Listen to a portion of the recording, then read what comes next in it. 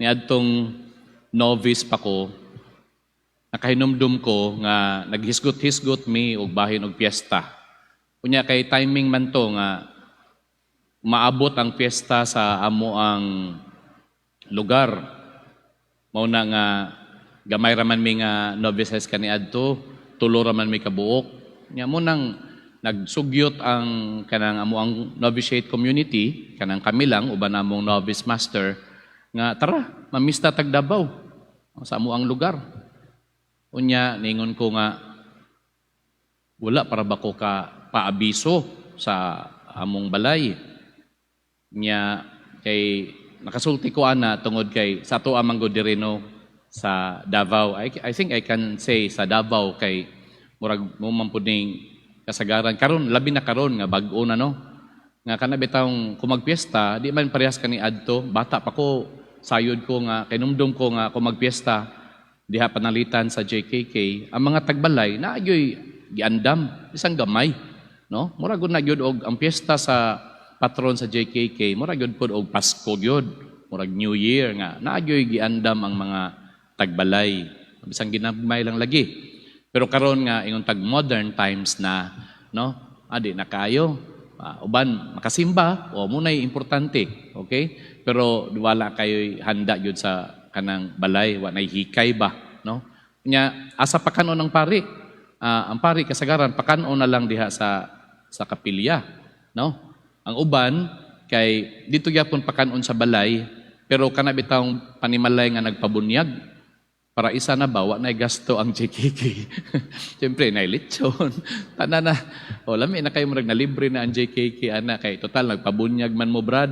so inyuhan na lang ng diya na lang pasak ang pari pakanda no munang nakaingon ko dili pata sure kung makaadto ta kay manawag pa ko ako pang ingnan ang ako ang mama nga kanang kuanta mangadto ta nya prepare sila ang ako ang novice master ako ang rector nga usa ka bulanon sayod magyubog mga bulanon og batasan sa bulanon basta pag ingog pista sayod ta nga kanang buhol murag muunlod gud na gamay kay manguli man gyud ang mga bulanon panahon sa bulan sa Mayo no pero di gyud nako makalimtan ang iyang gisulti ingon siya nga bisang gamay lang gud nga kanang hikay di man kinahanglan gyud og daghan ang importante bisan gamay basta paagi mao nay pasalamat sa patron. Ning tuhop to sa ako yung kining pangisip. Unya antud karon nakita nako nga mao gyud pagsabot nako nga mao ang kahulugan sa pagsaulog sa kapistahan. Pagpasalamat sa Dios tungod sa tanan nga niyang kaayo nga nadawat sa tibuok banay o miyembro diha sa JKK sa tibuok tuig, no? Kay mo man na ang ato ang pangaliya sa ato ang patron saint diha sa JKK. Mga igsoon, diri sa atong unang pagbasa, nakita nato ang ingon tag prototype sa tanan nga mga fiesta, no? Diri sa basahon sa Levitico, gihatagan sa Ginoo si Moises og instruction nga matag karon sa tibuok tuig, matag karon og unya sa tibuok tuig, dunay mga designated time for what we call festivals, no? Fiesta. Muna nga dili na gyud mawala ang ingon tag pagsaulog sa kapistahan nga gipasiugdahan, no, mura ba og prototype ang kining mga Hudiyo. Gani sa karon dunay a total of 19 festivals which is equivalent to kay religious festivals man gideklara gyud na nga national holidays sa mga Hudiyo. Duha pa gyud niini sa 19 nga mga kapistahan nila last og 7 days, no? Ug pipila niini atong nadungog karong sa unang pagbasa karong buntaga nga pananglitan gikan sa piyesta sa pan nga walay igpapatubo, no? The Feast of Unleavened Bread, ang piyesta sa Pagsaylo, the Passover, ang piyesta sa pag-ani, no? Feast of the harvest, first of the first fruits, bisan gani Feast of the trumpets na adi gi-mention, no? Pagpalanog. Daghan pa kayog mga kapistahan. Day of Atonement, no? Nga gitawag karon og Yom Kippur. So daghan kayon sila mga kapistahan. Ug nganong gitagaan man sa Ginoo si Moises ug ang iyang katawhan nga Israel sa maong mga kapistahan? For a single reason. Aron nga sa pagsaulog sa katawhan sa maong kapistahan, ilang mahinumduman ang tanan nga mga kahibulungan ug mga kaayo nga gibuhat sa Dios kanila nga timaan sa paghigugma sa Dios sa iyang katawhan.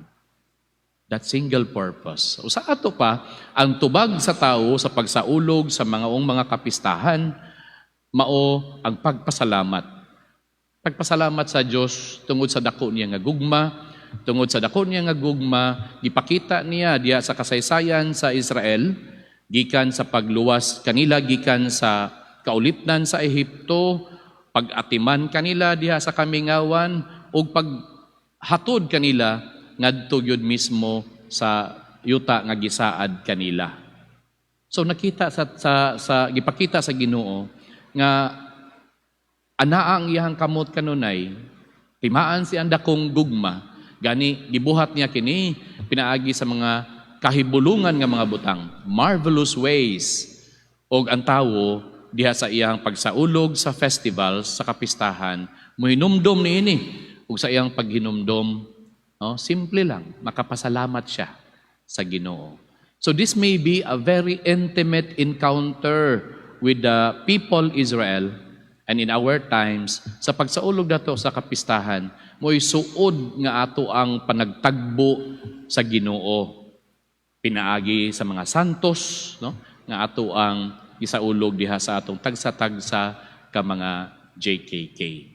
Simple lang, apan maunay pinaka-intimate and yet powerful way nga magkasuod, no? Dunay intimate nga encounter ang mga tao. Diya sa ato ang ebanghelyo, ato ang nakita nga sa pag-abot ni Jesus sa iyahang kaugalingon nga lugar, wala siya nagbuhat og mga milagro. Nganuman, kay kulang sila sa pagtuo. Ngano makaingon man ta nga kulang sila sa pagtuo? Ang hinungdan niini mao ang too much analysis, no? Nagpresume sila nga kaila sila kang Jesus. In and out sa iyahang mga banay, muna daghan silang mga pangutana, murag ilang gi-analyze pag-ayo si Jesus, no? Asa man siya gikan aning mga wisdom? Di ba? Yano raman ni siya, usa raman ni siya kaanak sa panday. Panday man pod ni siya. Yang mga igsuon o mga paryente di ay nga mga lalaki o mga babae, ani adire? Kailan nato ang iyahang inahan? So they analyzed Jesus such that place murabag barrier, no, nga naghatag og distansya hinuon. And they have no way of that intimate encounter with God. Pero di ay ang kinahanglan lang, simple, to recall that moment when God did that marvelous things for us. Munang angay nga sa ulugon yun ang kapistahan. No? Mamista ko ninyo, ha? Sa may sunod nga JKK nga pista.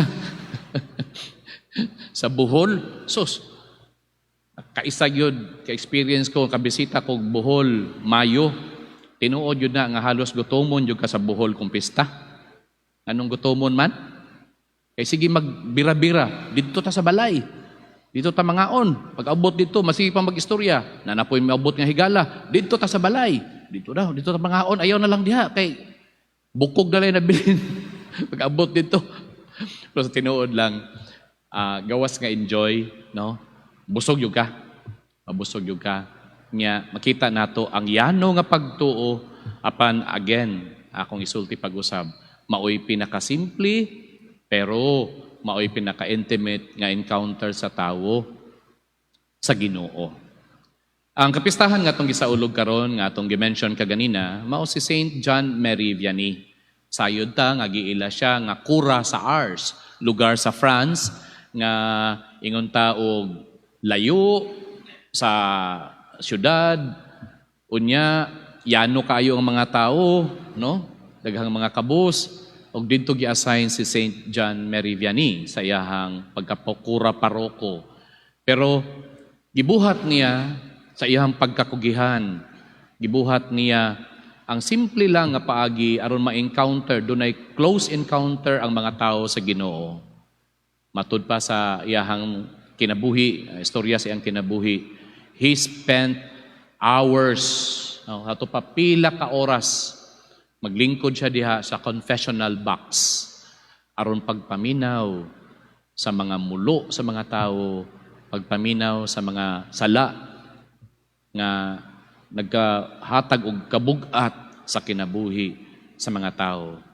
Og nagyud siya karisma tungod kay human nga mangumpisa lang mga tao kaniya, bation yun sila nga they had and close encounter and conversations with God.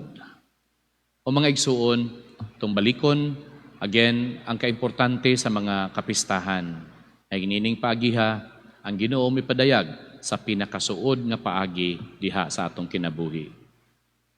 Amen. Manindog kita.